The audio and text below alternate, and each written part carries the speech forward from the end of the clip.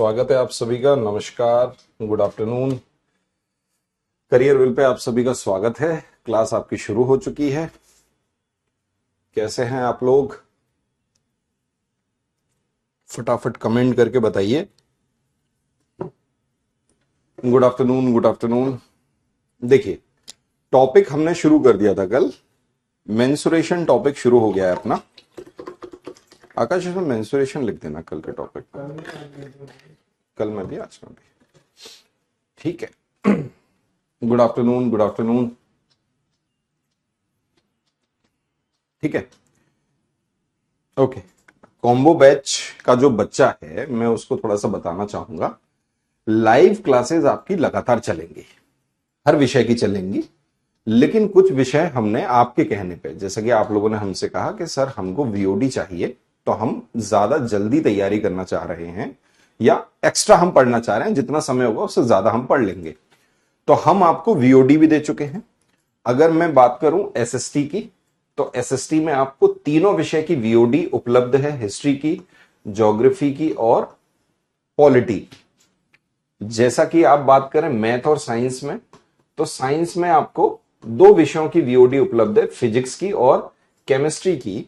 Biology की class live चल रही है, इसकी वीओडी हम नहीं दे रहे हैं, और मैथ की क्लास मैं पढ़ा ही रहा हूं, इसकी भी वीओडी हम नहीं दे रहे हैं। जो लगातार लाइव चल रही है वो तो हम पढ़ा ही रहे हैं। एक्स्ट्रा अगर हमें जरूरत पड़ेगी, हम अगला सप्ताह, एक सप्ताह तक और इसको देखेंगे। अगर लगेगा तो वीओडी अपलोड कर देंगे, बट आप उसको ये ना समझें कि हमने अगर वीओडी अपलोड कर दी तो लाइव नहीं चलेगी। बिल्कुल चलेगी, लाइव क्लास तो चलती ही रहेगी। अब बात रही सब्जेक्ट की पेडागोजी की। जो आपके सब्जेक्ट पेडागोजी हैं वो इसी सप्ताह से शुरू होंगे। जैसा कि मैंने आपसे कहा था, टीचर से बात हो गई है। हमारे यहां पे जो सब्जेक्ट पेडागोजी पढ़ाते हैं वो ऑलरेडी गवर्नमेंट टीचर्स होते हैं, वो ऑलरेडी गवर्नमेंट टीचर्स हैं जो गवर्नमेंट स्कूल में पढ़ा रहे हैं और कई एग्जाम्स को क्रैक कर चुके हैं। यही लोग पेडागोजी को यहां पढ़ाते हैं, स्पेशल फैकल्टी यही है हमारी। तो आपकी पेडागोजी, हमारी बात हो गई है टीचर से। कल से दो टीचर्स, मतलब दो क्लासेस कल से स्टार्ट हो जाएंगी, क्योंकि आप सुबह से लेके शाम तक अगर देखेंगे तो सुबह से लेके शाम तक आपका पूरा स्केड्यूल फुल है। अगर मैं सुबह बोलूं तो 9:30 से 11 बजे का एक स्लॉट खाली है। उसके बाद फिर रात को 7, मतलब शाम को 7 बजे के बाद का स्लॉट खाली है। उससे पहले आप देखो पूरा का पूरा स्लॉट आपका भरा पड़ा है। अब ऐसा तो है नहीं कि पेपर 1 में अलग हम पेडागोजी करा दें, फिर पेपर 2 में अलग कराएं और कॉम्बो बैच में अलग कराएं, ऐसा नहीं होगा। क्लासेस तो कंबाइन ही चलेंगी। अब मैथ पेडागोजी है, वो मैथ पेडागोजी पेपर 1 में भी पढ़ाएगा टीचर, पेपर 2 के लिए भी पढ़ाएगा और उसके लिए भी पढ़ाएगा। अब ईवीएस की पेडागोजी है, वो कॉम्बो बैच में भी जाएगी, पेपर 1 में भी जाएगी। समझ पा रहे हो आप? तो धीरे धीरे सिलेबस आपका कंप्लीट हो रहा है। हमारा ये मानना है 31 दिसंबर तक हम कुछ विषय का सिलेबस आपका कंप्लीट करेंगे, पूरी कोशिश करेंगे। 90% मुझे लगता है कि हम आपके सिलेबस को, कंटेंट वाले सिलेबस को कंप्लीट करने की स्थिति में पहुंचेंगे। और जो जनवरी का पहला हफ्ता होगा, मैं आपसे कहना चाह रहा हूं 5 से 7 जनवरी, ये आपका कोर्स यहां पे हम कंप्लीट कर देंगे। फिर आपकी प्रैक्टिस क्लास शुरू हो जाएंगी। इसके बाद आपकी प्रैक्टिस क्लास शुरू होंगी। ये प्रैक्टिस क्लास आपकी प्रीवियस ईयर क्वेश्चंस की होंगी। अब ऐसा नहीं है कि 7 जनवरी को सारे ही विषय कंप्लीट हो जाएंगे, कुछ विषय की क्लास रह जाएंगी, कुछ विषय चलते रहेंगे। जो कंप्लीट हो जाएंगे उनकी प्रैक्टिस क्लास, मतलब प्रीवियस ईयर, और प्रीवियस ईयर भी हम आपको, जो आपका नया पैटर्न है 2019 से लेके 2023 तक, इन सभी प्रीवियस ईयर पेपर्स को, ये जितना भी प्रीवियस ईयर पेपर होगा 2019 से लेके 2023 तक, ये सारी की सारी हम यहां पे आपको कंप्लीट कराएंगे। प्रैक्टिस चलेगी, समझ पा रहे हैं? तो प्रैक्टिस सेशन शुरू कर देंगे। आपके लगभग, आपके पास 14-15 दिन होंगे, मतलब हम बोल सकते हैं 2 हफ्ते, 2 वीक्स। ये 2 वीक्स आपके लगातार प्रैक्टिस चलेगी, जिसमें प्रीवियस ईयर क्वेश्चंस हम हर विषय के आपको सॉल्व कराएंगे। और साथ ही साथ आपकी पेडागोजी की जो क्लासेस हैं, सब्जेक्ट पेडागोजी की क्लासेस, वैसे तो हम इसी सप्ताह से शुरू कर रहे हैं, लेकिन वो भी आपकी चलती रहेंगी। और यहां भी प्रीवियस ईयर की प्रैक्टिस हम आपको कराने वाले हैं। बहुत ही अच्छी से तैयारी कराएंगे, प्रॉपर कंटेंट के साथ तैयारी कराएंगे। हमारे साथ जो तरीका है, जो स्केड्यूल है, अगर कोई बच्चा इस स्केड्यूल को भी फॉलो कर लेगा तो भी उसका सीटेट का एग्जाम निकलेगा, ये गारंटी है। मैं ऐसा तो नहीं बोल रहा कि हर एक बच्चे का एग्जाम निकलेगा, वो तो आपके ऊपर भी निर्भर है, ठीक है बेटा, वो तो आपके ऊपर भी निर्भर है। लेकिन मुझे यह उम्मीद है कि अगर आप केवल और केवल इस स्केड्यूल को भी फॉलो करते रहे, 100% गारंटी से कह रहा हूं आपका एग्जाम निकलेगा। 90 नंबर तो आप अचीव कर ही लोगे, इसके ऊपर ही करोगे, लेकिन 90 में मानता हूं कि 90 नंबर आपके 100% अचीव हो रहा होगा। ठीक है, क्लियर है? सब कुछ यहां पे हम उपलब्ध करा रहे हैं, प्रैक्टिस सेशन भी उपलब्ध कराएंगे। इसके अलावा सीडीपी की जो क्लासेस है, मैडम आपकी सीडीपी की क्लासेस ले रही हैं। जब ये क्लासेस कंप्लीट हो जाएंगी तो जनवरी में, आप मान के चलिए जनवरी में 1 से 2 दिन हम पूरी कोशिश करेंगे कि ऐसा हम स्केड्यूल को बना पाए। हम जनवरी में कोशिश करेंगे, मैम से मेरी बात भी हो गई है, हम आपको एक जगह पे प्रॉपर ऑफलाइन क्लासेस देंगे। वो मैडम का बड़ा सेशन होगा, 5-6 घंटे की क्लास होगी, प्रीवियस ईयर क्वेश्चंस और मैडम इंपॉर्टेंट क्वेश्चंस को यहां पढ़ाएंगी। तो आप मान के चलिए कि ये आपका ऑफलाइन रहेगा, बट यहां पे सीट्स लिमिटेड रहेंगी। अगर मैं कहूं कि 100 यहां पे 1000 बच्चा बैठ जाएगा तो ऐसा नहीं है, 1000 बच्चे बैठने की जगह नहीं है। हाँ, ये है 400, 300, 400 बच्चा यहां बैठ जाएगा। तो जो बच्चे दिल्ली से हैं, जो इसी शहर से हैं जहां पर हमारी क्लासेस है, वो बच्चे यहां आ सकते हैं। बाहर का बच्चा भी आ सकता है, बट वही वाली बात है, जो जल्दी आ जाएगा वो बैठ जाएगा, वरना फिर दिक्कत आएगी। तो यहां पे 1 से 2 दिन की हम ऑफलाइन क्लासेस देंगे और ये रहेगी आपकी सीडीपी। ठीक है भाई, क्लियर है? ये सीडीपी की क्लासेस रहेंगी। डन है? हम आपको सब कुछ बता रहे हैं, क्या क्या हम आपको उपलब्ध कराने वाले हैं, किस किस तरीके से स्ट्रेटेजी आपकी फॉलो कर रहे हैं। ठीक है भाई, और ये क्या है, प्रैक्टिस आपकी चलेगी। अब इस प्रैक्टिस को देखो, यूट्यूब पे मैराथन बोलते हैं, तो हम लोग लिख देते हैं इसको। चलो, आपको ये शब्द याद होगा तो इसी शब्द का जिक्र कर देते हैं। वैसे तो मैं इसको प्रैक्टिस सेशन कह रहा हूं, प्रीवियस ईयर के सारे सवालों को प्रैक्टिस सेशन। कहां पर होगी, किस जगह होगी, ये हम आपको अवगत करा देंगे, बता देंगे। आपके एप्लीकेशन में ही आपको एड्रेस वगैरह सब दे देंगे। ठीक है, लेकिन उससे पहले हमको सिलेबस कंप्लीट करना है, तो अभी सारे टीचर्स सिलेबस में ही रहेंगे। ये आपकी ऑफलाइन रहेगी, मतलब बच्चा 1-to-1 मैडम से इंटरेक्शन कर पाएगा, मैडम से मिल पाएगा, मैडम वहां पे प्रॉपर पढ़ाएंगी। मेरी बात हो रखी है मैम से, हम पूरी कोशिश करेंगे 1 से 2 दिन का सेशन वहां पे चलाएं और लंबी क्लास करें। आप ये मान के चलिए, आप टिफिन विफिन पानी वानी सब लेके आइएगा।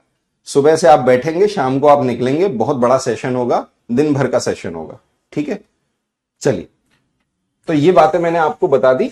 कुछ क्लासेस मैंने अपलोड कल ही कराई हैं एसएसटी की, तो ये चीजें मैं आपको क्लियर कर देता हूं। बिल्कुल भी परेशान ना हो, सिलेबस आपका कंप्लीट होगा और सिलेबस के साथ में प्रॉपर आपकी प्रैक्टिस सेशन भी चलेगा, प्रीवियस ईयर क्वेश्चन वगैरह सब कुछ। हाँ, ऑनलाइन देख सकते हो। अगर ऑफलाइन कोई बच्चा नहीं आ पा रहा है, इस राज्य का नहीं है, दिल्ली शहर का नहीं है, बाहर का है, वो नहीं आ सकता क्योंकि उसका एग्जाम है कुछ दिनों के बाद, तो ये जो सेशन होगा इसको हम ऑफलाइन भी अपलोड, वो ऑनलाइन भी अपलोड कर देंगे, एप्लीकेशन में अपलोड कर देंगे। ठीक है, आप चिंता ना करें, प्रॉपर रिकॉर्ड कर लेंगे सेशन को और इसको हम अपलोड कर देंगे। तो जो बच्चा नहीं आ पाएगा वो ऑनलाइन देख सकता है। ठीक है भाई, डन है भाई? ओके, मैंने क्लियर कर दिया ये। हाँ, अब हमारा टॉपिक चल रहा था मेंसुरेशन, हम पढ़ रहे हैं। बड़ा ही इंपॉर्टेंट टॉपिक है, जैसा कि मैंने कल भी आपको बताया। ये टॉपिक इसलिए इंपॉर्टेंट है क्योंकि पेपर 2, अगर हम पेपर 2 की बात करें तो यहां से लगभग 3 प्रश्न यहां से पूछे जाते हैं। 3 से 4 भी आ सकते हैं, 3 तो आप मिनिमम मान के चलिए। 3 प्रश्न पेपर 2 में यहां से पूछे जाएंगे। और अगर हम पेपर 1 की बात करें तो पेपर 1 में यहां से कंटेंट के लगभग 2 प्रश्न यहां से पूछे जाएंगे। तो इंपॉर्टेंट टॉपिक हो गया। 15 में से 2 सवाल आ रहे हैं, वहीं 20 में से 3 से 4 सवाल आ रहे हैं। टॉपिक इंपॉर्टेंट है। हम कल ट्राइंगल पढ़ रहे थे और ट्राइंगल में हमने तीसरा ट्राइंगल पढ़ा, आइसोसेलेस ट्राइंगल को हमने पढ़ा। उसको मैंने प्रॉपर इलेबोरेट करके भी आपको समझा दिया कि भाई आइसोसेलेस ट्राइंगल का फॉर्मूला बनता कैसे है। वो जो फॉर्मूला है b/4 √ 4a² - b² एरिया का, वो फॉर्मूला है क्या? असल में वो formula half base into height ही है। क्लियर है? अब हम सवाल लिखते हैं, आपके पेपर में आए हुए सवाल अपन पढ़ेंगे, देखेंगे उसको। ठीक है, चलो पहला सवाल, आज की क्लास का पहला सवाल है और आइसोसेलेस ट्राइंगल का ही सवाल मैं आपको दे रहा हूं। If the perimeter of an isosceles triangle, देखो प्रॉपर मेंशन होगा कौन सा ट्राइंगल है ना। हाँ, स्केलन और राइट एंगल ट्राइंगल में मेंशन नहीं होता, स्केलन और राइट एंगल ट्राइंगल में मेंशन नहीं होता। समकोण और विषम बाहु त्रिभुज में ये मेंशन नहीं होता कि कौन सा त्रिभुज है, क्योंकि वहां तो 3 साइड दे रखी होती हैं।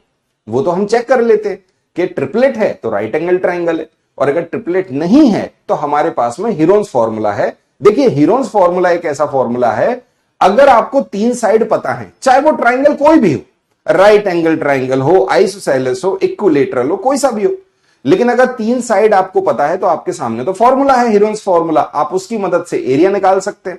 तो वो तो सब पे लागू हो गया, वो तो यूनिवर्सल है। आप समझ पा रहे हैं इस बात को? मैंने आपको कल समझाया था एरिया क्या होता है। एरिया में जब 2 डायमेंशन एक दूसरे के लंबवत होती है तभी हम एरिया निकाल सकते हैं। अगर ट्राइंगल है तो ट्राइंगल का ये बेस हो गया, ये उसकी हाइट हो गई, तो ये एक दूसरे से परपेंडिकुलर है कि नहीं, इसीलिए आप उसका एरिया बता पाते, हाफ बेस इनटू हाइट। तो आइसोसेलेस ट्राइंगल का एरिया क्या है? Half base into height. Equilateral triangle का एरिया क्या है? Half base into height. और राइट एंगल ट्राइंगल का एरिया क्या है? Half base into height. समझ पा रहे हो? लेकिन ऐसा ट्राइंगल जिसकी 3 साइड हमें पता हो, समझ पा रहे हो, लेकिन हाइट ही नहीं पता, अगर वो ट्रिपलेट है तो वो राइट एंगल ट्राइंगल है। लेकिन अगर वो ट्रिपलेट नहीं है, वो तीनों नंबर पाइथागोरस को फॉलो नहीं कर रहे, इसका मतलब यह है कि भाई हमारे पास में हीरोन्स तो फॉर्मूला है, तुरंत लगा के आंसर निकाल देंगे। चलो आप इस सवाल को देखते हैं। Perimeter of an isosceles triangle, एक आइसोसेलेस ट्राइंगल है जिसका परिमाप आपको दे रखा है कितना? 36 centimetre, and length of its base, मतलब उसके आधार की लंबाई दे रखी है और वो दे रखी है 16 centimetre. Then find its area, तो हमें उसका क्या बताना है? क्षेत्रफल बताना है। बड़ा ही सिंपल सा सवाल है भाई, है ना। पढ़िए, पहले सवाल को अच्छे से पढ़ लीजिए, पहले समझिए। देखिए, मेंसुरेशन के सवालों में सिर्फ और सिर्फ फॉर्मूला अगर आपको पता है तो आप हर सवाल का सॉल्यूशन निकाल सकते हो, लेकिन फॉर्मूले अगर आपको याद नहीं होंगे मेंसुरेशन के अंदर तो फिर आप कैसे करोगे? जैसे ज्योमेट्री में आपको प्रॉपर्टीज पता होनी चाहिए, एलजेब्रा में आपको आइडेंटिटी और फॉर्मूले याद होने चाहिए, तो यही तो हमें सीखना है। ओके, अब देखो, यदि एक समद्विबाहु त्रिभुज का परिमाप, एक समद्विबाहु त्रिभुज का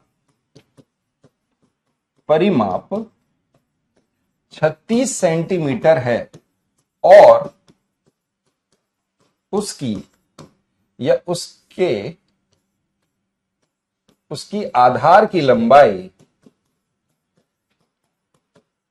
16 सेंटीमीटर है, आधार की लंबाई 16 सेंटीमीटर है, तो उसका क्षेत्रफल क्या है? हमारे पास इंफॉर्मेशन दे रखी है, हम बस ये देखेंगे, फॉर्मूले में वैल्यू पुट करके आंसर निकालेंगे, है कि नहीं भाई? ठीक है, अब आप देखो जरा अच्छे से। अगर हमें कोई फिगर बनाने की जरूरत नहीं है, कोई ट्राइंगल बनाने की जरूरत नहीं है, कोई एंगल तो ना फाइंड करना है। अब आप बोलोगे, लो हमने क्या किया, हमने एक ट्राइंगल बना लिया आइसोसेलेस। अरे अरे अरे अरे भैया, क्या बात है, क्यों नाराज हो? ठीक है, आइसोसेलेस ट्राइंगल में 2 भुजाएं बराबर होती हैं। ये देखो, ये दोनों भुजाएं मैंने बराबर कर दी और इनको हम ए से डिनोट करते हैं, और जो तीसरी भुजा होती है वो उसका आधार है, जिसे हम बी से डिनोट करते हैं, बेस को। बेस हमें सवाल में दे रखा है कितना है? 16 है। अगर बेस सवाल में 16 है, पेरीमीटर तो इन तीनों का सम होगा, a प्लस बी, और इन तीनों साइड का सम टोटल कितना दे रखा है?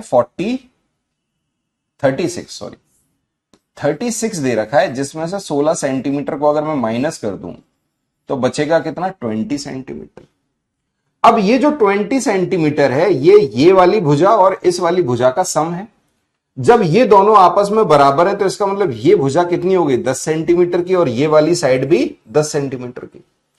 तो 10 centimetre plus 10 centimetre plus 16 centimetre, कुल मिला के पेरीमीटर क्या हो गया, 36 सेंटीमीटर। ये तो समझ में आ रहा है, ठीक है।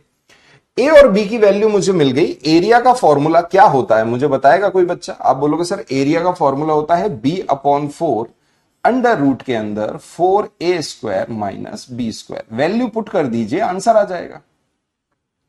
बी की जगह मैंने लिखा 16/4। अब आपको पता है a² मतलब 100 माइनस b², 16 का स्क्वायर कितना होता है, बस यही करना है अपन को, 256। लो भाई, 400 में से 256 को माइनस कर दो। 400 में से 256 को माइनस कर दो, अंडर रूट के अंदर आएगा 144, और यहां पे 4 से काटा 16 को तो बाहर आ गया 4। 144 किसका स्क्वायर है, 12 का, तो 12 चौक 48, 48 सेंटीमीटर स्क्वायर इस सवाल का एरिया है। उत्तर हमारा निकल गया। सॉल्यूशन तक हम पहुंच गए। हमारे पास में अगर फॉर्मूले में वैल्यू, हमें बस ये पता होना चाहिए ए की वैल्यू कितनी है और बी की वैल्यू कितनी है, और हम सीधी सीधी बात है भाई फॉर्मूले में वैल्यू पुट करके कर देंगे उसको। क्लियर है भाई, है कि नहीं, हाँ या ना, ठीक है। अब देखो, जैसा कि मैंने आपको एक प्रॉपर्टी बताई, प्रॉपर्टी क्या है, प्रॉपर्टी ये है कि अगर कोई त्रिभुज है, अगर कोई त्रिभुज है, उस त्रिभुज की दो बराबर साइड, आप देख पा रहे हो ये दोनों साइड उसकी बराबर है, तो ये जो वर्टेक्स है, ये देखो ये जो शीर्ष है वर्टेक्स, यहां से सामने हम जो लंब डालेंगे, ड्रॉ करेंगे परपेंडिकुलर, वो परपेंडिकुलर बाइसेक्टर होगा, वो सामने वाली भुजा को दो बराबर भागों में काटेगा। यही मैंने कल बताया था, ऐसे मैंने समझाया था। ये अगर दो बराबर साइड हैं, इसका मतलब यहां से खींचा गया लंब इस भुजा को दो बराबर भागों में तोड़ देता है। अब ये कितना है, ये निकल के आ गया 10, ये निकल के आ गया 10, क्योंकि ये टोटल कितना है 16 है, तो इसका मतलब ये हो गया 8, ये हो गया 8। अब आप बोलोगे सर ये तो एक राइट एंगल ट्राइंगल है अंदर। अब इस राइट एंगल ट्राइंगल को देख के मुझे समझ में आ गया कि सर यहां जो 3 नंबर होंगे वो ट्रिपलेट होंगे। एंगल के सामने वाली भुजा हाइपोटेनस होती है, और हमने कल ही ट्रिपलेट पढ़ी है 6, 8 और 10। इसका मतलब ये जो इसकी हाइट है, इसकी हाइट कितनी निकल के आ गई मुझे बताना, आप बोलोगे 6। वैसे ही समझ में आ गया, राइट एंगल ट्राइंगल है, ये 6 होगा, ये 8 होगा, और सामने वाली भुजा 10 होगी, क्योंकि ये पाइथागोरस को फॉलो कर रहे हैं। अब सवाल खत्म हो गया। एरिया होता है half base into height, base है 16 और हाइट है 6। बस बेटा, बेस की जगह लिख दो 16, हाइट की जगह 6 लिख दो, 2 से काटा 6 को 3, 16 3 48, आंसर आ गया 48 सेंटीमीटर स्क्वायर। तो दो तरीके से हमने इस सवाल को सॉल्व किया। एक तो कंसेप्ट से किया, प्रॉपर्टी से किया, प्रॉपर्टी को सीख के किया, तो ये तरीके से हमने सवाल को सॉल्व कर लिया। दूसरा, बिल्कुल बेसिक तरीके से किया, जो हमारा सूत्र है, जो हमारा फॉर्मूला है, उस फॉर्मूले में ए और बी की वैल्यू को पुट किया और हमने आंसर निकाल लिया। दोनों ही आंसर सेम आएंगे, चाहे ऐसे आप आंसर निकालें चाहे ऐसे निकालें। डन है भाई। फिजिक्स की पीडीएफ ओपन नहीं हो रही है हिंदी मीडियम की, चेक कर लूंगा मैं चेक कर लूंगा।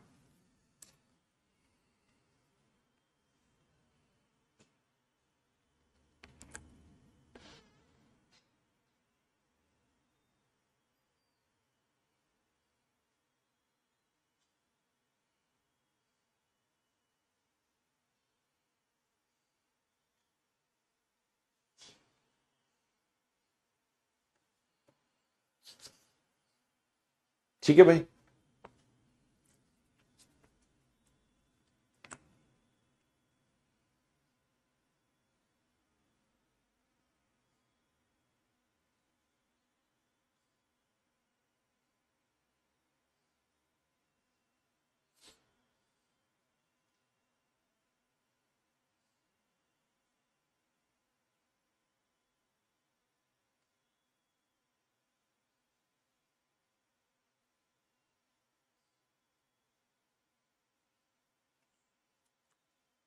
लो, अगर पीडीएफ के रिगार्डिंग किसी भी तरह की आपको दिक्कत है, मैं सीधे टीम मेंबर का आपको नंबर लिख रहा हूं, कॉल मत करना, केवल व्हाट्सएप पे मैसेज कर देना, अपनी डिटेल उनको दे देना। चलो मैं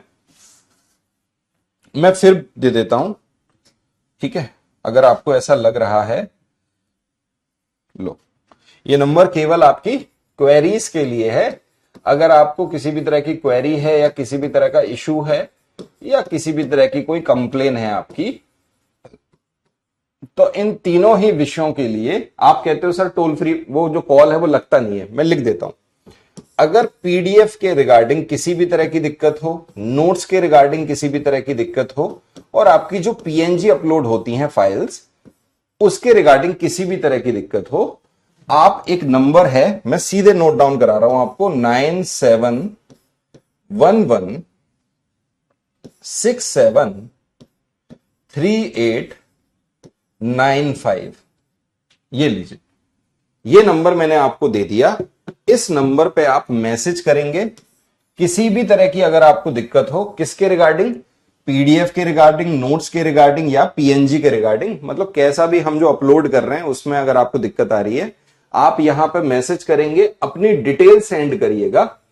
डिटेल्स में क्या करिएगा, सबसे पहले अपना नाम लिखिएगा, आपका नाम क्या है, दूसरा आप किस कोर्स में एनरोल हैं, आपने कौन सा कोर्स ज्वाइन किया है, तीसरा आपका रजिस्टर्ड मोबाइल नंबर, जो आपने अपना रजिस्टर्ड मोबाइल नंबर यहां पे दिया है वो आप कर सकते हैं, या तो फिर रजिस्टर्ड मोबाइल नंबर, या फिर जो आपका ईमेल है, जिस ईमेल से आपने ईमेल आईडी, जिस ईमेल आईडी से आपने इसको किया है। पासवर्ड वगैरह देने की आपको जरूरत नहीं है, केवल अपना रजिस्टर्ड मोबाइल नंबर या ईमेल आईडी उनको दीजिए, और यहां पे कोर्स का नाम और अपना नाम लिख दीजिए और अपनी क्वेरी लिख दीजिए, जो भी आपको समस्या आ रही है, पीएनजी या पीएनजी का मतलब होता है ये जो मैं क्लास में पढ़ा रहा हूं, ये जो फाइल है इस बोर्ड की, वो आपको उपलब्ध कराई जाती है। ठीक है, डन है, पहली चीज हो गई।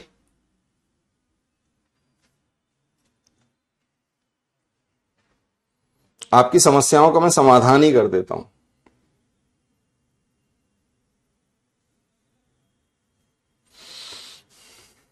दूसरा,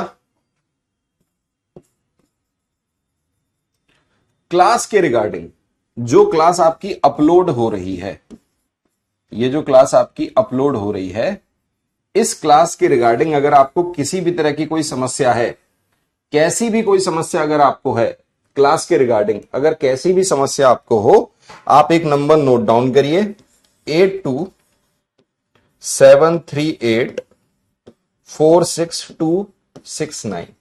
ये नंबर मेरे टीम मेंबर का है, ये डायरेक्ट आपकी क्वेरी को देखेंगे। अब देखो बेटा, इससे ज्यादा मैं नहीं कर सकता, मैं सीधे अपने टीम मेंबर्स का आपको नंबर दे रहा हूं। क्लास के रिकॉर्डेड के वजह से कोई दिक्कत आपको आ रही है, क्लास में अपलोड होने की वजह से कोई दिक्कत आ रही है, क्लास नोट्स की वजह से दिक्कत आ रही है, ये जाइए, क्लास की वजह से दिक्कत आ रही है, ये आइए। अगर यहां भी आपकी प्रॉब्लम रिजॉल्व नहीं होती, अगर यहां भी आपकी प्रॉब्लम रिजॉल्व नहीं होती, तो फिर आप डायरेक्ट मुझे मैसेज कर सकते हैं। मैं अपना नंबर तो नहीं दे पाऊंगा आपको, मैं अपना इंस्टा आईडी आपको देता हूं, uday.pavaiya, ये मेरा इंस्टा आईडी है। यहां पर आप मेरे को मैसेज करेंगे, यहां पे आप मुझे मैसेज करेंगे, ठीक है, यहां आप मेरे को मैसेज करेंगे, यहां जो भी आपकी कोई क्वेरी होगी मैं सीधे टीम से बात करूंगा। यहां भी आप मुझे यही डिटेल सेंड करेंगे, name, course name, registered mobile number, इन दोनों में से कोई एक चीज दीजिएगा, या तो ईमेल दीजिएगा, रजिस्टर्ड मोबाइल नंबर दीजिएगा और अपनी क्वेरी लिख दीजिएगा। मैं डायरेक्ट इन्हें फॉरवर्ड करूंगा और एक ही दिन में इसको हम रिजॉल्व करा देंगे। ठीक है, क्लियर है भाई? हाँ या ना, यस और नो? एक तो ये बात हो गई आपकी।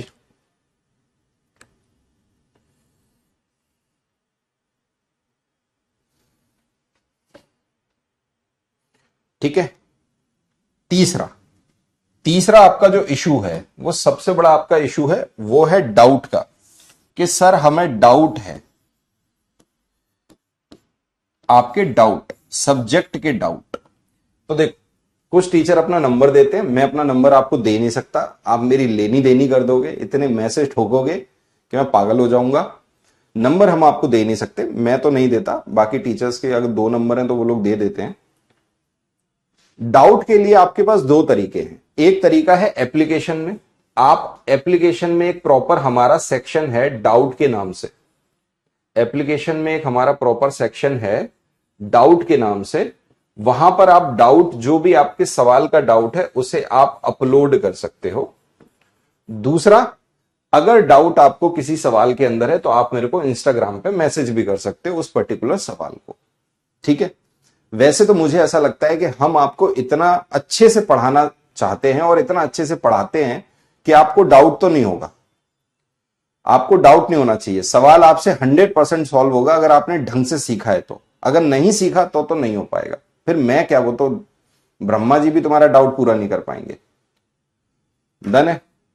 तो ये मैंने आपको बता दिया। 2 तरीके हैं आपके पास, एप्लीकेशन में डाउट का सेक्शन है, वहां पे अपना सवाल अपलोड करिए, टीम उसका सॉल्यूशन आपको दे देगी।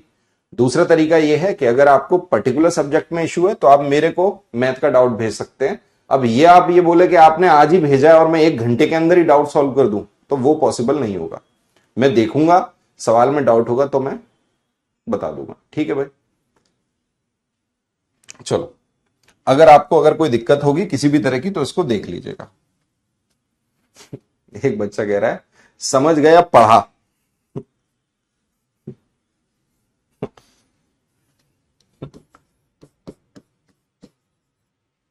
समझ गए सर, समझ गए, पढ़ाओ, फालतू की बातें मत दो, इधर उधर की बातें करो ही मत सर।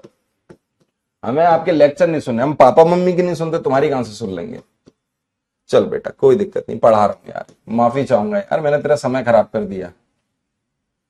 तुम लोग कैसे बात करते हो यार, अच्छा लगता है ये, बताओ। नहीं, मेरे को गुस्सा नहीं आ रही है, मैं तो मेरे को तो तरस आता है ऐसे बाल पे, सिलेक्शन भी नहीं होता इनका। बाद में फिर हमसे मिलते हैं और हमारे सामने आएंगे तो पागल हो जाएंगे, अरे सर सर प्लीज सर।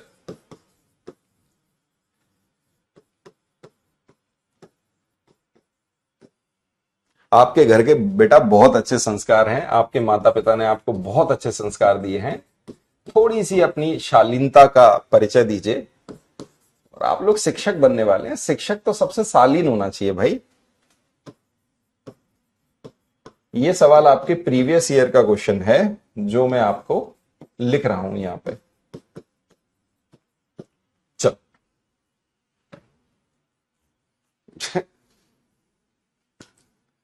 बताओ कैसे बच्चे हैं यार, मॉक टेस्ट दीजिए ना। अरे देंगे भैया मॉक टेस्ट। थाली में खाना आया, अभी खाना खाओगे कि सीधे मिठाई खाओगे, कि पहले मिठाई खाते हो। मॉक टेस्ट देंगे, जनवरी में अपलोड होंगे आपके मॉक टेस्ट। इस महीने के लास्ट में आपके मॉक टेस्ट अपलोड हो जाएंगे, आप चिंता ना करें। उसकी बढ़िया जेरोक्स निकालिएगा, साथ में ओएमआर शीट भी अपलोड हम करा देंगे, जो सीटेट में आती है वैसी ओएमआर दे देंगे आपको, है ना। तो बढ़िया बैठ के अपने 100-2.5 घंटे का अपना टाइमर लगाइएगा और करिएगा उसको। ओएमआर शीट को जरूर भरिएगा, अच्छे से भर लीजिएगा। वैसे तो सीटेट का ऐसा एग्जाम नहीं है जो आपसे एग्जाम छूट जाए।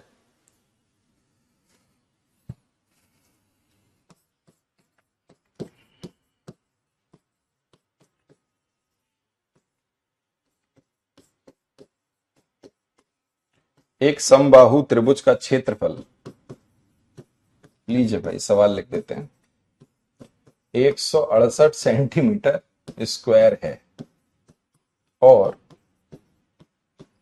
उसकी भुजा, उसकी आधार या उसका आधार 48 सेंटीमीटर है।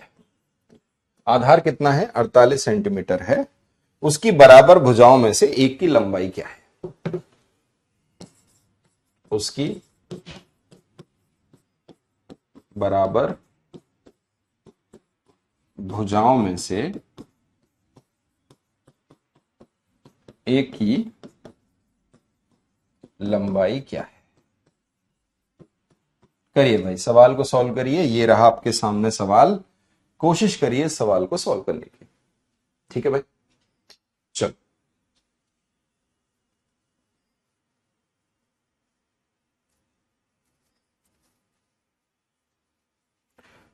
देखिए, ये आपका प्रीवियस ईयर क्वेश्चन है और ये प्रीवियस ईयर क्वेश्चन मैंने आपको लिखाया है। बेसिक सी बात है, इसको समझना होगा। वैसे मैं आपको बता दूं, पेपर वन में अगर आप 2011 से लेके 2021 तक के पेपर्स को उठा के देखेंगे, 2011 से लेके 2021 तक के अगर आप पेपर्स को उठा के देखेंगे, पेपर वन में आज तक आपसे ट्राइंगल का सवाल नहीं पूछा गया, कभी नहीं पूछा गया पेपर वन में। ये जो पैटर्न चेंज हुआ, ये तब हुआ जब आपका सीटेट ऑनलाइन हुआ।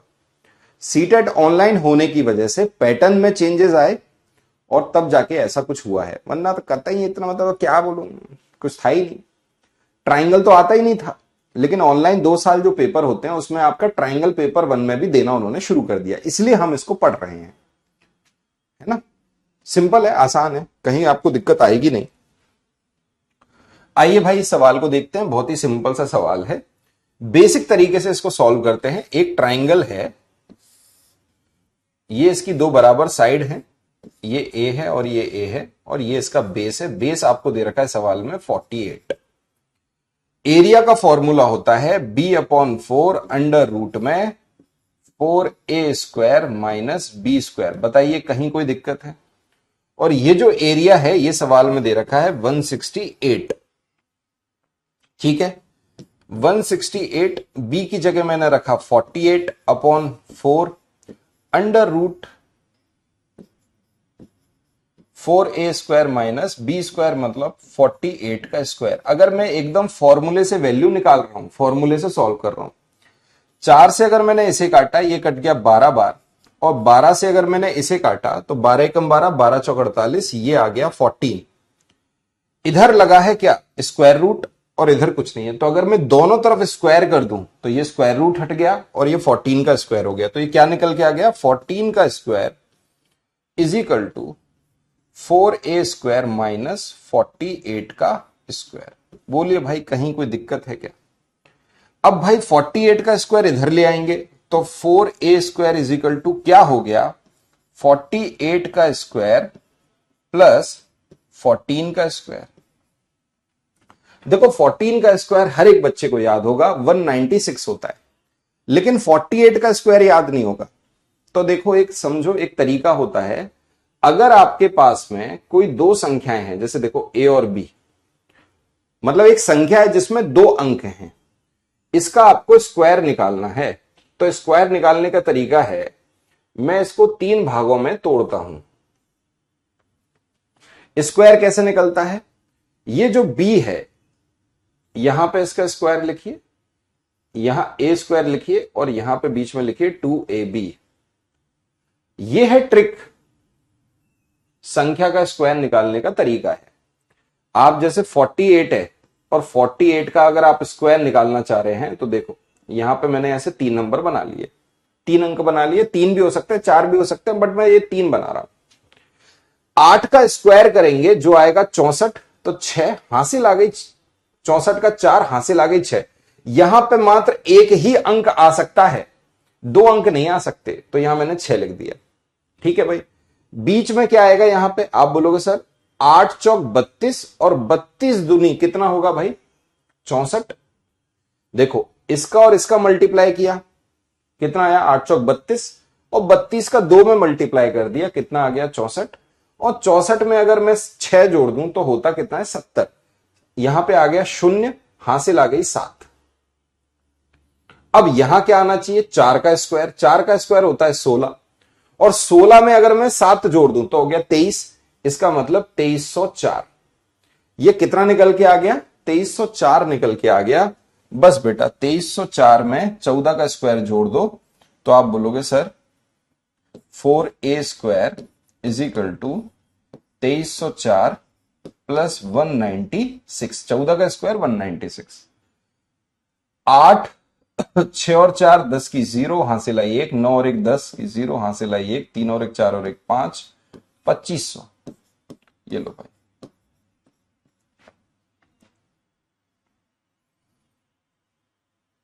डन है भाई, क्लियर है। तो a की वैल्यू कितनी निकल के आ गई? आप बोलोगे सर 25। ए की वैल्यू कितनी निकल के आ गई? 25 निकल के आ गई। इसका मतलब आपकी साइड है 25 सेंटीमीटर। ये रहा आपका आंसर। अब बच्चों को लगेगा सर ये तो बहुत ही लेंदी है हो गया। अगर हमने इसको बेसिक से करने को देखा तो ये तो बहुत ही लेंदी हो गया, एक एक स्टेप स्टेप किया, ये तो इस तरीके से सॉल्व करने में। तो मैं भी आपसे कहूंगा बेटा इस तरीके से सवाल को सॉल्व मत कीजिएगा, बिल्कुल भी मत कीजिएगा। इसे मजदूरी कहते हैं। अच्छे बच्चे ऐसे सवाल नहीं करते।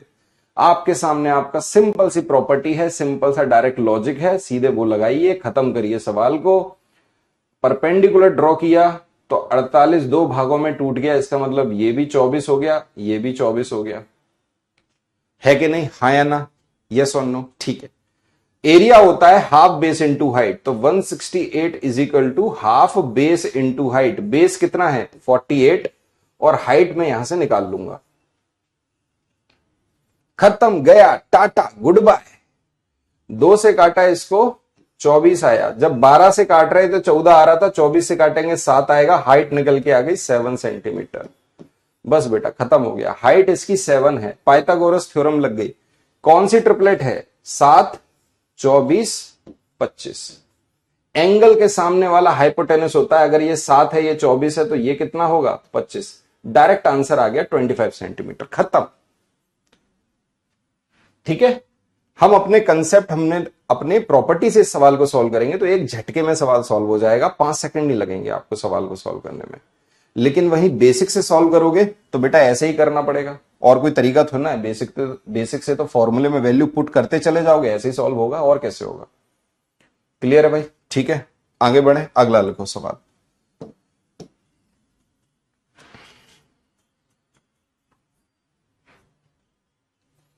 लो भाई, ये भी तुम्हारे पेपर का सवाल है, एग्जाम में आया हुआ सवाल है। The area of an isosceles triangle is 4 square unit. ये लो, ऐसा ही सवाल जैसा पिछला सवाल था ना, कुछ वैसा ही सवाल मैं आपको दे रहा हूं। If the length of its base is 2 unit. यहां पर मेट्रिक यूनिट में क्या यूनिट लिख दिया, सेंटीमीटर ये सब नहीं लिखा। आपसे पूछा गया then the length of each equal sides is.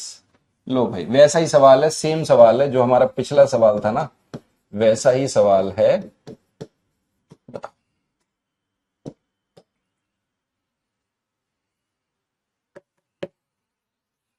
कैसे करोगे इस सवाल को? अब ये सवाल की हिंदी वही है, इस सवाल की हिंदी वही है जो पिछले सवाल की थी।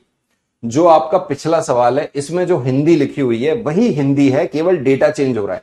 एरिया की जगह 4 स्क्वायर यूनिट लिखा हुआ है, बेस आपकी 2 यूनिट लिखी हुई है, और यही आपसे फाइंड करने को पूछा गया है। सेम सवाल है, केवल मैंने डेटा चेंज कर दिया। करो भाई इस सवाल को, एक झटके में सॉल्व होगा। एरिया होता है हाफ बेस इंटू हाइट, तो हाफ बेस आपको दे रखा है 2 यूनिट, हाइट आपको निकालनी है, और एरिया आपको दे रखा है 4 स्क्वायर यूनिट। इससे इसको कट कर दिया, हाइट निकल के आ गई 4 यूनिट। डन है भाई? हाइट निकल के अगर 4 यूनिट आ गई, आपको पता है ये आपका ट्राइंगल है, ये 2 बराबर साइड हैं, हाइट है आपकी 4 यूनिट, बेस थी टोटल कितनी? 2 यूनिट। इसका मतलब ये परपेंडिकुलर 2 बराबर भागों में तोड़ता है, तो ये हो गई 1 यूनिट। बस बेटा पाइथागोरस थ्योरम लग गई। सामने की साइड बतानी है, 4 का स्क्वायर होता है 16, 1 हो गया 17, तो ये निकल के आ गया √17। यही आपके सवाल का उत्तर है, √17 इज आंसर। अब देखो क्या है ये सवाल के नाम पे, आप बोलोगे कलंक है। आप मुझे बताओ इस सवाल को सॉल्व करने में आपको 5 सेकंड का वक्त लगा, आपको 5 सेकंड नहीं लगेंगे इस सवाल को सॉल्व करने में। अगर आपने इस अच्छे से इस कॉन्सेप्ट को पकड़ लिया तो कोई फॉर्मूला वॉर्मूला लगाने की जरूरत नहीं है, तुरंत उड़ा दिया। बोलो भाई सर रिकॉर्डेड क्लास कहां मिलेगी? बेटे तुमको क्या करना पड़ेगा, तुमको अपने नजदीकी वहां जाना पड़ेगा अस्पताल में, वहां एक डॉक्टर बैठा होगा दिमाग का, उसको बोलो कि मेरा ये सर ये वाला हिस्सा बहुत सख्त है, इसमें घुसता नहीं है कुछ। पागल वागल हो क्या? एप्लीकेशन के अंदर मिलेगी भाई, सेक्शन में मिलेगी।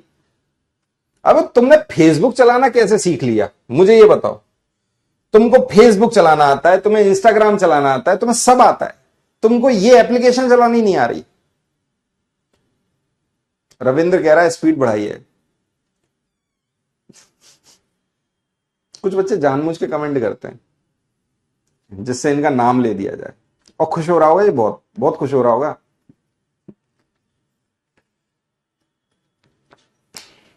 रविंद्र मैं अपने हिसाब से पढ़ाऊंगा, तेरे को जो करना है वो कर ले। चल निकल, आ जाओ भाई। आप समझो। अच्छा ये √17 कैसे आ गया, हे ईश्वर। कल बताइए पाइथागोरस थ्योरम क्या कहती है, परपेंडिकुलर का स्क्वायर प्लस बेस का स्क्वायर बराबर हाइपोटेनस का स्क्वायर। परपेंडिकुलर 4 है, 4 का स्क्वायर 16, बेस है 1, 1 का स्क्वायर 1, हाइपोटेनस का स्क्वायर, ये हो गया हाइपोटेनस का स्क्वायर। 16 और 1 17, तो h square is equal to 17, तो h इज इक्वल टू क्या आएगा, √17। अब ये बात भी बतानी होगी आपको। हर बच्चे को साथ लेके चलना पड़ता है बेटे, ऐसा नहीं होता। स्पीड क्या बढ़ाओ, ऐसे क्या सीधे उड़ा दोगे सवाल, समझाओगे नहीं सवाल को।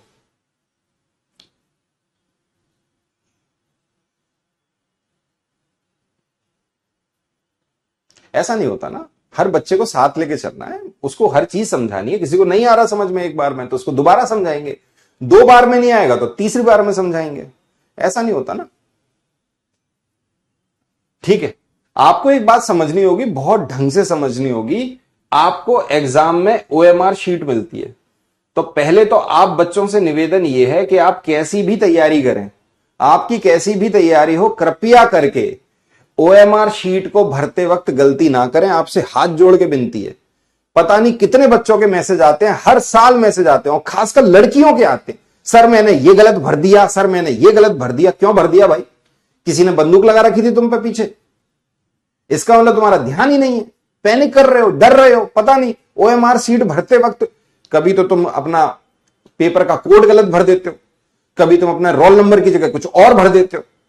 तो हाथ जोड़ के विनती है, OMR शीट मार्केट में आती हैं, 10 रुपया की आएंगी, 10 से 20 OMR शीट। वैसे तो हम भी आपको उपलब्ध करा देंगे, उसकी जेरोक्स निकलवा लेना। अगर जेरोक्स नहीं निकलवा पा रहे तो मार्केट से 10 रुपए की OMR शीट खरीद लेना, और कृपया करके खुद से बैठ के भर लेना 2-3 बार। इसको गलत मत करना भैया। इसका मतलब तो क्या हो गया, हमारे यहां वही कहावत है, कर कर मर गए सानी और भैंस पड़ा तन ब्यानी। वही हो जाएगा हाल। पूरा पेपर सॉल्व कर लिया, पता चला OMR में तुमने रोल नंबर में कुछ गलत भर दिया, कोड में कुछ गलत भर दिया, ये कुछ फेटा, सीधे फेल। पेपर ही चेक नहीं होगा, इस बात को याद रखना। OMR में एक गलती तुम्हारी OMR बन गई कूड़ा, चाहे तुमने कितने भी अच्छे सवाल क्यों ना किए थे। तो कृपया करके OMR शीट में गलती आप नहीं करेंगे। 4 से 5 बार OMR शीट को घर पर भर के देख लेंगे। पूरे 150 सवालों के गोले घर पे भर के देखिए पेपर को सॉल्व करने के साथ। ये प्रैक्टिस होती है, 2-3 बार कर लोगे तो अच्छा रहेगा। तो OMR शीट को कृपया करके भरिए। OMR शीट को भरते वक्त मुझे इतना पता है कि OMR शीट को भरते वक्त हर एक बच्चे को, क्योंकि 150 सवालों के गोले भरने आपको, कोई नेगेटिव मार्किंग तो है नहीं, तो 150 सवाल तो भरने पड़ेंगे। तो मुझे इतना पता है कि OMR शीट को भरते वक्त चाहे नाम भर रहा हो या कुछ कर रहा हो, ऊपर से वो घूम रहे होते हैं, अपना यहां साइन कर दो, अपना यहां वो कर दो, तो वो भी अपना समय खराब करते हैं। कुल मिला के 20 मिनट का वक्त आपको यहां पे लगेगा। 150 मिनट का आपका पेपर है, उस 150 मिनट में से 20 मिनट आपके चले गए, आपके पास बचे 130 मिनट का समय। 150 मिनट का पेपर है, आपके सामने जो सवाल हैं वो भी 150 हैं, 150 सवाल हैं। अब इस 150 सवाल में अगर OMR को अगर मैं हटा दूं तो अब आपके पास में बचते हैं 130 मिनट। ऑनलाइन में ऐसी दिक्कत थी नहीं, लेकिन यहां पे दिक्कत है। अब आप इसको एक बात समझो कि यहां पे गणित के सवाल आपको दिए जाते हैं। जो बच्चा पेपर 1 दे रहा है या पेपर 2 में गणित है उसका, तो गणित के सवाल अगर मान लो 15 सवाल या 20 सवाल हैं, इन्हें सॉल्व करने में, चाहे वो पेपर 1 हो चाहे पेपर 2 हो, इन्हें सॉल्व करने में एक आम बच्चे की बात कर रहा हूं, अधिकतर बच्चा कम से कम 15 से 20 मिनट का समय यहां पे खर्च करेगा। 15 से 20 मिनट का समय यहां पे बच्चे को लगेगा इन 15-20 सवालों को सॉल्व करने में। ये मैं बात कर रहा हूं गणित के सवाल। तो कई ऐसे महान आत्माएं होंगी जो 30 मिनट तक भी लगा लेंगी, एक एक सवाल में 1.5 मिनट का वक्त लगा लेंगी। तो ऑन एन एवरेज अगर मैं यहां पे 15 सवाल कम करूं या 20 सवाल कम करूं तो भी मुझे पता चल रहा है कि 135 से 130 सवालों को सॉल्व करने में आपके पास में 105 से 110 मिनट का समय होगा। इसका मतलब यह रहा कि प्रत्येक क्वेश्चन को सॉल्व करने में आपके पास में 30 से 45 सेकंड का समय होगा। अब आप मुझे बताना जरा, 30 से 45 सेकंड में आपको एक सवाल को सॉल्व करना है। लगाओ भाई हिसाब। एक सवाल को सॉल्व करने में वहां पर आपके पेडागोजी के सवाल हैं, आपकी पूरी सीडीपी के सवाल हैं। मुझे यह बात का पता है, सीटेट का पेपर बच्चा पूरा पढ़ भी नहीं पाता, क्योंकि इसमें नेगेटिव मार्किंग नहीं है। तो जब वो पेपर को पढ़ता है, लास्ट में उसका अगर 15 मिनट बचते हैं ना, उस 15 मिनट में वो बच्चा 50 सवालों के तुक्के मार के आता है। यह है रियलिटी। लास्ट के 15 मिनट में वो 50 सवाल के तुक्के मार देता है। इसका ए होगा, इसका बी होगा, इसका सी होगा, इसका डी होगा, इधर उधर से देख लेता है, क्योंकि पढ़ ही नहीं पाया। पेडागोजी का सवाल पढ़ने हैं, उसको सब्जेक्ट के सवाल पढ़ने हैं। ऐसे ऐसे ईवीएस में आपको पता है एक स्पीड का सवाल आता है। ईवीएस का, एक ट्रेन इतने बजे से चली, इतने बजे पहुंची, इतनी उसकी दूरी थी, उसकी स्पीड बताइए, 100% आएगा। ईवीएस में एक सवाल आता है आपका मैपिंग के ऊपर, मैप के ऊपर। ईवीएस में एक सवाल आपका किस पे आता है, वो आता है डिस्टेंस वाला सवाल। पहले आप साउथ में गए, फिर आप नॉर्थ में गए, फिर आप यहां गए, हर साल आता है। उन सवालों को सॉल्व करने में आपको 1.5 मिनट लग जाना है, 1 से 1.5 मिनट लगा लेते हो। अब बताना जरा,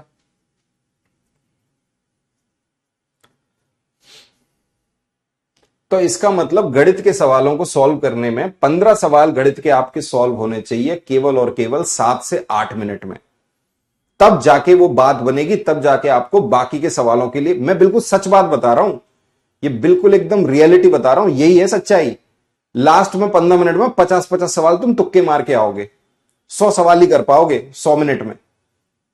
100 मिनट में से 20 मिनट निकल गए, 30 मिनट 40 मिनट वो 30 मिनट बचते हैं, उस 30 मिनट तुम क्या कर पाओगे? लास्ट में तुक्के मार के आ जाते, कोई नेगेटिव मार्किंग है नहीं, ठोक दो A B C D E कुछ भी। अब आप बताना जरा, एक सवाल को करने में 30 से 45 सेकंड ही है आपके पास, और 30-45 सेकंड में सीडीपी के सवाल, पेडागोजी के सवाल आपसे सॉल्व होंगे। तो इसका मतलब क्या है? आपको देखिए, जब आप पढ़ाई करें तो जब सीखें तो कोई जल्दबाजी ना करें। जब आप सीख रहे हैं, जैसे बच्चा कह रहा है तेज पढ़ाओ, अरे बेटा सीखते वक्त तेज मत पढ़, जब प्रैक्टिस कर तो तेज पढ़। जब आपको प्रैक्टिस करना है तो तेज पढ़ना है, तो सवाल को तुरंत सॉल्व करना है। जब आप पेडागोजी के प्रीवियस ईयर क्वेश्चंस को सॉल्व करें तो तुरंत पढ़ के सॉल्व करिए, जिससे आपके दिमाग की साइकोलॉजी में एक फिटिंग हो जाएगी, या आपका दिमाग 35 से 30 सेकंड में तुरंत सवाल को सॉल्व करने की सोचेगा। लेकिन अगर आप तसल्ली से बैठे हैं ऐसे पीछे हाथ रख के, बढ़िया तकिया लगा के, तो हो गया सत्यानाश। फिर तो तुम 1 मिनट में एक सवाल करोगे और लास्ट में 50-60 सवालों में तुक्के मार के आओगे। फिर कहते हो सर मेरा 2 नंबर से पेपर रुक गया, मेरा 1 नंबर से पेपर रुक गया। आपने गलती कर दी, आपने पेपर को ढंग से दिया ही नहीं। आपको बहुत कुछ आता था, लेकिन आपने ढंग से पेपर को दिया ही नहीं। तो एक होता है तैयारी करना, पूरे 2-3 महीने की तैयारी, और दूसरा होता है पेपर वाले दिन परफॉर्म करना। जिस बच्चे ने पेपर वाले दिन ढंग से पढ़ के सवालों को सॉल्व कर लिया, चाहे उस बच्चे की तैयारी कमजोर थी, लेकिन उसने ढंग से पढ़ के आंसर टिक किए, वो बच्चा पास हो जाता है। और जो बच्चा बहुत अच्छी तैयारी करके बैठा है और जिसने ढंग से पेपर नहीं दिया, ढंग से सवालों को पढ़ के सॉल्व नहीं किया, पैनिक कर गया, डर गया, कैसे करूं, क्या करूं, गलत भर लिया, वो फेल हो गया। ठीक है? तो ये सारी चीजें इधर उधर की मत करो। इसका मतलब प्रैक्टिस करना। मॉक टेस्ट हम आपको देंगे, लगभग 10 मॉक टेस्ट देंगे, बढ़िया अपने मोबाइल में एक एप्लीकेशन आती है एग्जाम टाइमर के नाम से, उस एप्लीकेशन को गूगल प्ले से डाउनलोड करना, बढ़िया उसमें 150 सवाल और 150 मिनट की टाइमर डालना, साथ में ओएमआर भी भरना, ठीक है, तब जाके आपकी बढ़िया सटीक तैयारी होगी। ओके, तो मिस्टेक मत करना, ये बात समझ लो। पता चल रहा है तैयारी तो करके बैठे हो और जाके हो गया तुम्हारा सत्यानाश। ठीक है, डन है।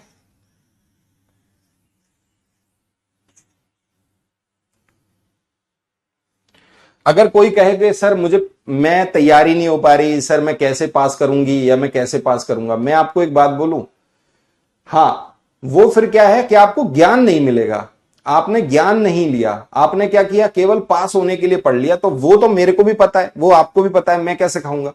मैं आपको कह रहा हूं, आप केवल 2019 से 2023 अगस्त में पेपर हुआ था तक सारे सवाल, जितने भी सवाल आपके हैं, सारे सवाल जितने भी सवाल हैं, उसको लगभग 3 बार सॉल्व कर लो, आपके 90 नंबर आ गए। आपको किसी भी क्लास को लेने की जरूरत नहीं है, ना मैथ पढ़ने की जरूरत, ना कोई भी क्लास लेने की जरूरत नहीं है, पास हो जाओगे, 90 नंबर आ जाएंगे। अगर 2019 से लेकर 2023 तक के जितने भी सवाल हैं प्रीवियस ईयर के, एक नहीं, दो नहीं, 3 बार पढ़िए, सारे पेडागोजी के सवाल पढ़ लो, तुम्हारे 90 नंबर आ गए। लेकिन हुआ क्या, तुमने सीखा नहीं। तो सीटेट तो निकल गया, लेकिन जब आगे तुम्हें एग्जाम दोगे तो वो नहीं निकल पाएगा 2 साल तक। ठीक है, तो आपके पास में आपने प्रॉपर बैच लिया है, आप अच्छे से तैयारी करिए, और इसको तो बिल्कुल करिए 2019 से लेकर 2023 तक के सारे सवाल, एक बार 2 बार नहीं, 3-4 बार उन्हें सॉल्व करिए।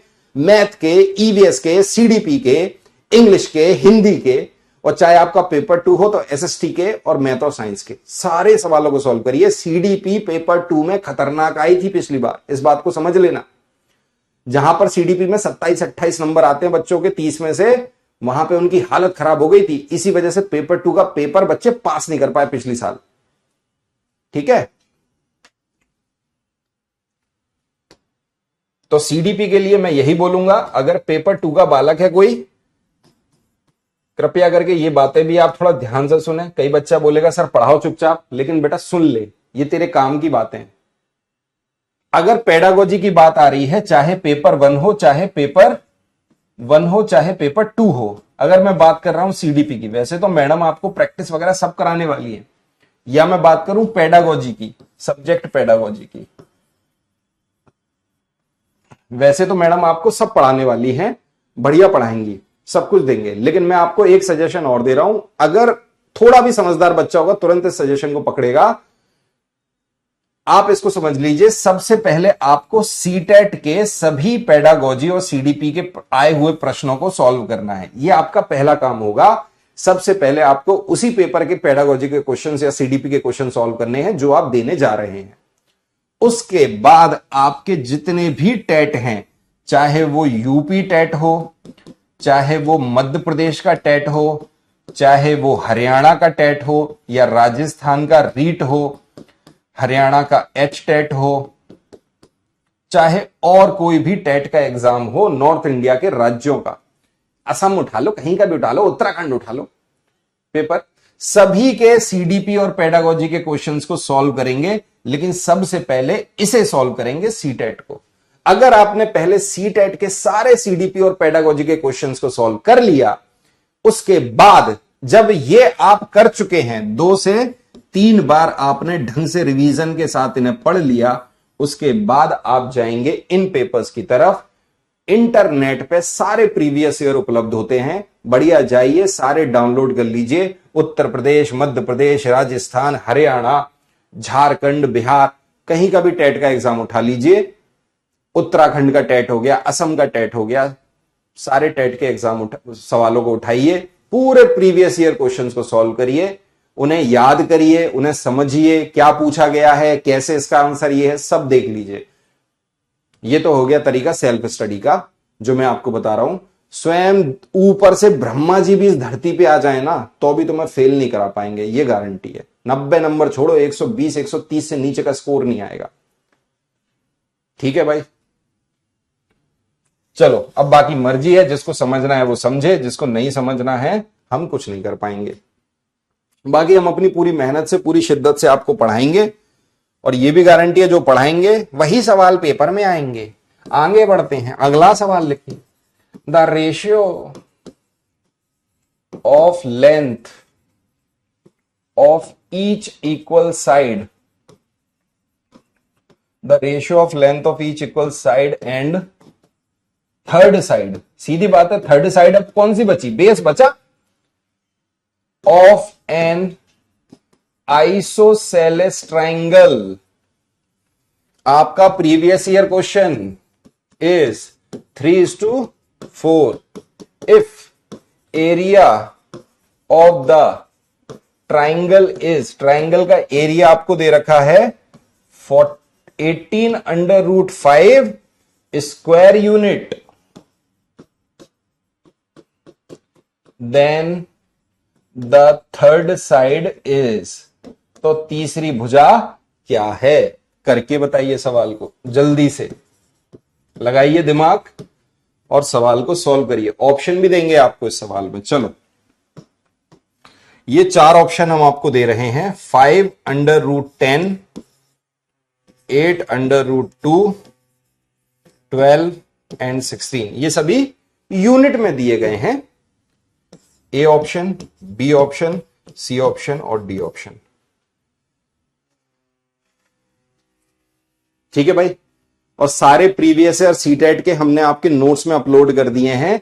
एक ई बुक होगी जिस ई बुक में आपके 2011 से 2018 तक के सारे कंबाइंड सवाल होंगे, हिंदी इंग्लिश, पेपर 1 पेपर 2 अलग से।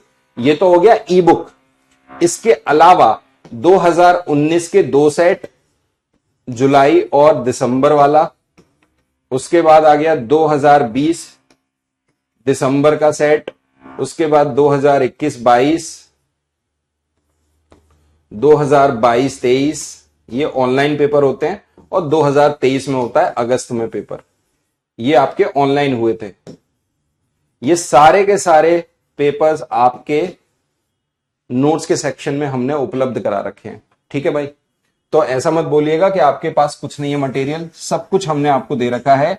एक्सपेक्टेड क्वेश्चंस की अलग से शीट दे दी। एक्सपेक्टेड क्वेश्चंस की शीट आपकी एग्जाम्पलर एक किताब आती है एनसीईआरटी की, उससे सारे के सारे सवाल, ओलंपियाड, एग्जाम्पलर, हमारी टीम ने, मैंने प्रॉपर बैठ के उन सवालों को आपको दिया है।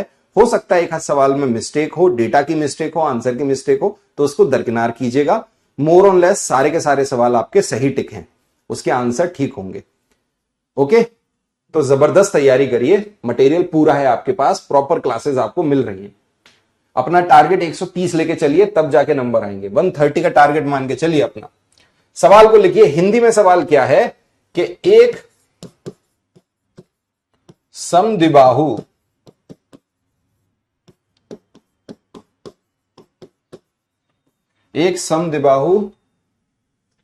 त्रिभुज की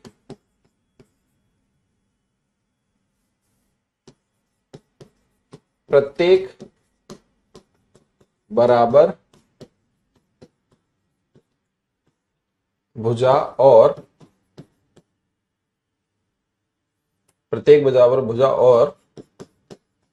तीसरी भुजा का अनुपात, लो भाई, प्रत्येक बराबर भुजा और तीसरी भुजा का अनुपात 3:4 है। यदि त्रिभुज का क्षेत्रफल, करके बताओ इस सवाल को, दिमाग लगेगा इस सवाल को सॉल्व करने में। त्रिभुज का क्षेत्रफल 18/5 वर्ग इकाई है, तो उसकी तीसरी भुजा क्या है, या तीसरी भुजा की लंबाई क्या है। करो सवाल को सॉल्व। अब कोई बच्चा ये ना बोले कि मुझसे सवाल सॉल्व नहीं हो रहा, होना चाहिए सॉल्व। अगर आपने पिछले 3-4 सवालों को ढंग से पढ़ा है तो मैं ये मान के चलता हूं 100% आप इस सवाल को सॉल्व कर पाएंगे। अगर आपने पिछले सवालों को ढंग से पढ़ ही नहीं पाया या आपको समझ नहीं आया तो ये सवाल सॉल्व आपसे नहीं होगा। तो इसका मतलब अपने ऊपर भी ध्यान दीजिए, अपनी बौद्धिक क्षमता को बढ़ाइए और बहुत ध्यान से पढ़िए, आपको जरूर समझ में आएगा। ध्यान की कमी और कुछ नहीं। सवाल को देखिए, सवाल में लिखा हुआ है, अब जैसे एक ट्राइंगल है, आपको पता है इस ट्राइंगल, आइसोसेलेस ट्राइंगल में ये दो बराबर साइड होती हैं और ये है तीसरी साइड बी। इनका अनुपात आपको दे रखा है, अनुपात कितना है, ए अनुपात बी, ये है 3:4। ये है आपका अनुपात 3:4। हाँ या ना, यस और नो, बताओ मुझे। एरिया आपको दे रखा है, एरिया कितना है ये आपको निकालना है। आप मुझे बताइए, अगर मैं यहां पर परपेंडिकुलर ड्रॉ करूं तो वो इसको दो बराबर भागों में तोड़ेगा। भाई जितना इसमें 3 और 4 दे रखा है, तो मैं मान के चलता हूं ए की वैल्यू है 3 और बी की वैल्यू है 4, तो इसका मतलब ये कितना हो गया, 2 और 2। पाइथागोरस थ्योरम लग गई, हाइट की वैल्यू निकालनी है, हाइट स्क्वायर प्लस 2 का स्क्वायर इज इक्वल टू 3 का स्क्वायर। तो height square is equal to 9 - 4, h is equal to √5। बोलो भाई कहीं कोई दिक्कत है? तो हाइट निकल के आ गई कितनी, √5। हाइट आपकी निकल के आ गई √5। पाइथागोरस थ्योरम लगा दी, कोई फॉर्मूले का इस्तेमाल नहीं, केवल अपनी प्रॉपर्टी से सवाल को सॉल्व कर रहे हैं। आगे बढ़ते हैं। आपको पता है एरिया होता है हाफ बेस इंटू हाइट, तो एरिया दिया है सवाल में 18 √5 और ये हो गया हाफ बेस इंटू हाइट।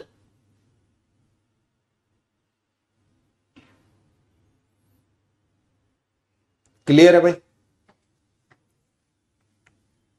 हाँ या ना, यस और नो? हाँ, आप इसमें वेरिएबल मान सकते हो। जैसे आप बच्चे बोलेंगे सर यहां पे आप वेरिएबल लिखो, यहां पे 3x लिख लो, यहां पे 4x लिख लो, सीधी बात है, नंबर ही मान लो, तो ये √5x हो जाएगा। आप वेरिएबल एक लेके चल सकते हो, ठीक है। चलो, अगर यहां पे मैं वैल्यू पुट कर दूं, मैंने वैल्यू पुट कर दी 1/2, बेस कितना है 4x और हाइट है √5x इज इक्वल टू कितना हो गया, 18 √5। ये एरिया है, √5 से √5 गया, इसको इससे कट किया, ये आया 2 और 2 को इससे कट किया, ये आ गया 9, तो x इज इक्वल टू निकल के आ गया 3। अगर x इज इक्वल टू 3 निकल के आ गया, क्योंकि मैंने वेरिएबल मान लिया, तो आपको पता है बेस कितना है 4x और मुझे तीसरी साइड बतानी है, तो 4x मतलब 3 चौक 12, 12 यूनिट इस सवाल का उत्तर है। ऑप्शन नंबर कौन सा सही हो गया, सी ऑप्शन आपका करेक्ट है। कितने बच्चों का 12 आया देख लो, और जिनका 12 नहीं आया कृपया करके समझने में आपने कोई ना कोई मिस्टेक कर दी है, तो उसको अच्छे से समझिए। आगे बढ़ते हैं, अगला सवाल लिखिए।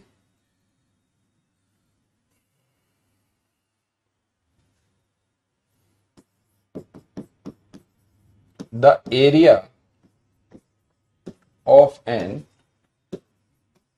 Equilateral triangle is 400 √3 meter square, then its perimeter is।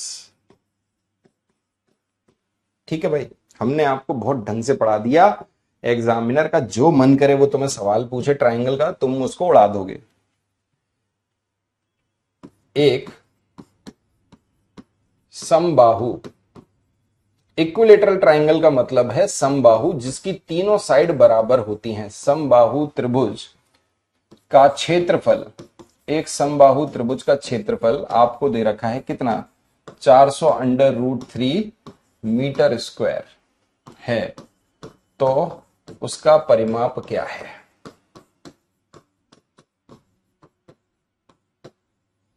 अब पहले तो अपन ये समझ लेते हैं कि सर ये होता क्या है। अभी हमने इक्विलैटरल ट्रायंगल पढ़ा नहीं था, आइसोसेलेस पढ़ा था, तो आप बोलोगे सर इक्विलैटरल ट्रायंगल होता क्या है।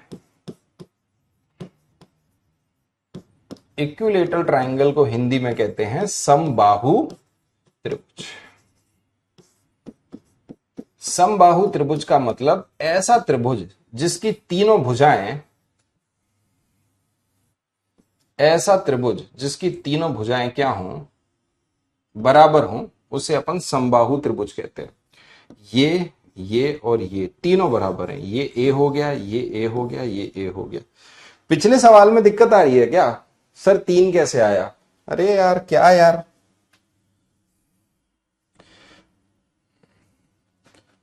अरे भाई लो भाई मैं फिर से सॉल्व करता हूं यार। कैसे बच्चे हो यार तुम। इनका अनुपात दे रखा है ए और बी का 3:4। तो मैंने ऐसे मान लिया ये 4x है, ये पूरा नंबर बना लिया वेरिएबल के साथ, और ये 3x है, ये एक नंबर बन गया। अनुपात तो तभी निकला होगा जब किसी नंबर ने डिवाइड की होंगी संख्याओं को, वो मैंने x मान लिया, तो ये 3x और 4x है। पाइथागोरस कह रही है परपेंडिकुलर का स्क्वायर प्लस बेस का square is equal to hypotenuse का स्क्वायर। हाइपोटेनस आपके सामने 3x है, ये 4x है, ये 2x है, चलो x मान लेता हूं। परपेंडिकुलर मतलब इसकी हाइट, हाइट का स्क्वायर, बेस कितना होगा 2x, तो 2x का स्क्वायर मतलब 4x square is equal to height हो गई 3x का square 9x square. h square is equal to, इसमें से इसको घटा दोगे 5x स्क्वायर, तो h निकल के आ गया √5 और x। ठीक है, चलो भाई स्टेप बाय स्टेप ही करना पड़ेगा तुम्हारे लिए, कैलकुलेशन मिस्टेक है और कुछ नहीं है। इतना तो समझ पा रहे हो कि भाई √5 से √5 को डिवाइड कर सकते हैं। 2 से 4 को काटेंगे 2 बार जाएगा, और 2 से काटा 18 को 9 बार गया, तो 9 इज इक्वल टू यहां x इंटू एक्स कितना हो गया x स्क्वायर। बेटा x स्क्वायर बराबर 9 है, तो x इज इक्वल टू कितना आएगा 3 ही तो आएगा यार, हद करते हो। x इज इक्वल टू 3 आ गया। तीसरी साइड क्या है इसका बेस b 4x, तो 4x की वैल्यू क्या निकली 4 गुना 3 12 यूनिट, यही सवाल का उत्तर। आओ भाई इस सवाल को देखो। इक्विलेटरल ट्रायंगल जिसमें तीनों साइड बराबर होती हैं, तो इसका अगर मैं पेरीमीटर निकालूं, परिमाप क्या होगा, तो आप बोलोगे सर पेरीमीटर इज इक्वल, मैं डायरेक्ट लिखा देता हूं, पेरीमीटर हो गया 3a। इसका एरिया का फॉर्मूला क्या होता है √3/4 a स्क्वायर, मतलब साइड का स्क्वायर। इसकी हाइट का फॉर्मूला, एल्टीट्यूड का फॉर्मूला क्या होता है, वो होता है √3/2 इंटू साइड ए। इन 3 फॉर्मूलों को ढंग से याद कर लेना बस, बाकी सवाल खत्म। सवाल के नाम पे कलंक है, कुछ भी नहीं है सवाल के अंदर। क्षेत्रफल दिया है 400 √3 और फॉर्मूला होता है √3/4, साइड का स्क्वायर मतलब ए स्क्वायर। √3 से √3 कट हो गया, 4 का मल्टीप्लाई इधर हो गया, तो 1600 बराबर ए स्क्वायर के 16 स्क्वायर होता है 4 का, 2 जीरो का 1 जीरो बचा, ए की वैल्यू निकल के आ गई 40 सेंटीमीटर, या मीटर क्या दिया है मीटर दिया है, तो 40 मीटर आपकी ए की वैल्यू निकल आई। पेरीमीटर होता है 3a, सवाल के नाम पे कलंक था। 40 गुना 3 120 मीटर इसका पेरीमीटर निकल आया, और यही आपके सवाल का उत्तर है। कहीं कोई दिक्कत नहीं आनी चाहिए। बढ़े आगे, चलो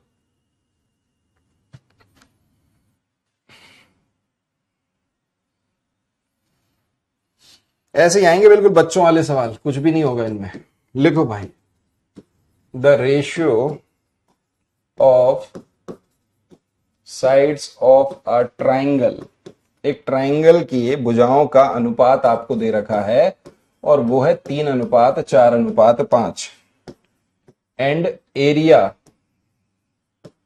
ऑफ द ट्राइंगल, ट्राइंगल का एरिया आपको दे रखा है 72 सेंटीमीटर स्क्वायर। अच्छी बात है भाई।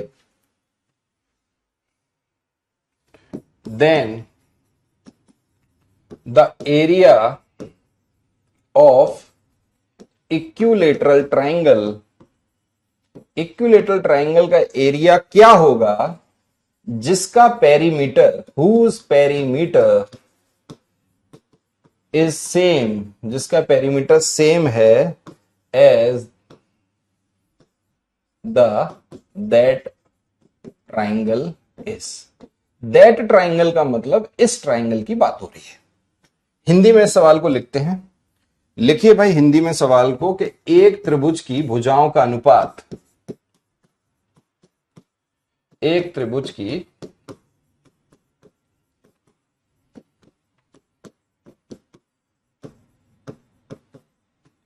3:4:5 है। एक त्रिभुज की भुजाओं का अनुपात 3:4:5 है और उसका क्षेत्रफल 72 सेंटीमीटर स्क्वायर है। तो एक समबाहु त्रिभुज का क्षेत्रफल क्या होगा जिसका परिमाप उस त्रिभुज के बराबर है, जिसका परिमाप उस त्रिभुज के बराबर है। यहां पे उस त्रिभुज, दैट ट्राइंगल क्या है, ये वाला ट्राइंगल जो आपको पहले दे रखा है। तो जिसका परिमाप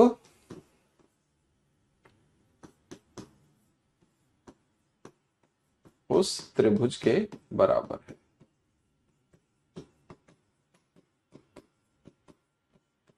लीजिए, ये रहा आपका सवाल और इस सवाल को आप करेंगे सॉल्व। तो हमारे चीतों, मैं अपने चीतों का आह्वान करता हूं, कहां है मेरे चीते? उड़ा दीजिए इस सवाल को, तहस नहस करिए इसको, जिंदा मत छोड़िएगा इस सवाल को, खत्म करो, उड़ाओ भाई, खत्म करो इस सवाल को। चलो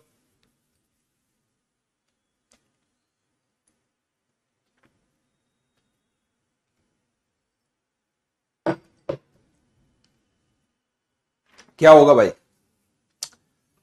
आंसर बताओ यार।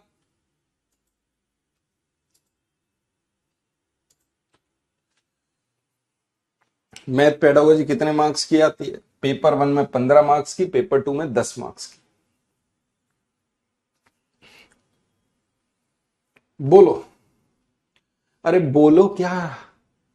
क्या होगा इस सवाल का उत्तर? बोलो क्या होना चाहिए? कम सवाल हुए, ज्यादा होने चाहिए, 8-10 सवाल होने चाहिए एक दिन एक क्लास में। ज्यादा बातें कर ली आज मैंने तुमसे। देख, इतना गजब बच्चा है, सबके उत्तर अलग। 14√2, 36/3, 18, 6, 27 × 3 की पावर 1/2, मतलब 27√3, 144√3, 36√3। मैं माथा पकड़ लेता हूं अपना। सबके उत्तर अलग कैसे आते हैं? ये ताकत कहां से मिली तुम्हें? भैया एक ट्राइंगल है जिसकी 3 साइड का ये अनुपात दिया हुआ है। मैंने मान ली इसकी 3 साइड 3x, 4x और 5x। मुझे पता है ये ट्रिपलेट है, तो इसका एरिया होगा half base into height, 3x into 4x is equal to, बहुत बढ़िया, 72। अगर हम 2 से इसको काटें तो ये इतनी बार गया, और 6 से अगर इसे काटें तो 6 एकम 6, 6 दूनी 12, तो x square is equal to 12 आ गया, और x इज इक्वल टू कितना आएगा? 2√3। अब कोई बालक ये ना बोले, सेंटीमीटर है ना, ठीक है, ये लो भाई। अब कोई महान आत्मा ये ना बोले मुझसे कि सर ये 2√3 कैसे आ रहा है, क्योंकि ये इधर चला जाएगा तो √12 हो जाएगा। √12 मतलब 4 × 3, और 4 किसका स्क्वायर है? 2 का, तो 2 आ गया बाहर, अंडर रूट के अंदर 3 रह गया। पेरीमीटर होगा इन तीनों का सम, कर दो भाई, 5 और 4 9 और 3 12, तो 12x की वैल्यू क्या आएगी? यही इसका परिमाप होगा। तो निकल के आ गया भाई 12 दूनी 24, 24 √3। क्या हुआ भाई? आप बोलोगे सर ये इसका परिमाप हो गया।